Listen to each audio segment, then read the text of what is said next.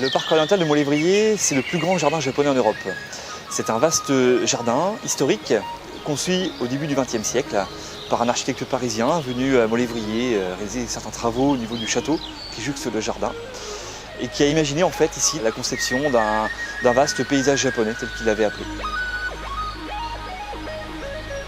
Le jardin s'inspire ici des grands jardins de promenade conçus au XVIIe siècle au Japon, qu'on avait appelé la période Edo. Et il est conçu sur un modèle de jardin qui sont donc des grands jardins de promenade et de transformation. Le parc est ponctué d'un certain nombre d'éléments de construction, de fabriques, tels qu'on les appelle dans les jardins, qui pour certains sont très japonais. On pourrait citer les lanternes japonaises que l'on aperçoit tout au long du parcours.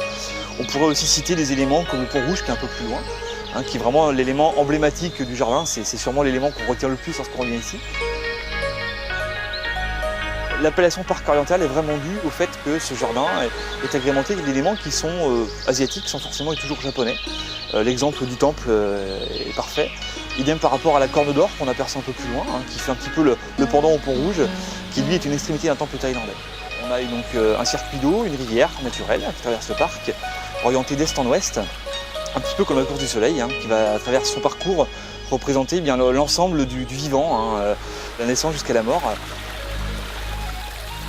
Jardin dit de transformation à travers le cours d'eau qui va se transformer de rivière en cascade, en étang, pour un petit peu représenter toutes les transformations de l'élément vivant pendant sa vie.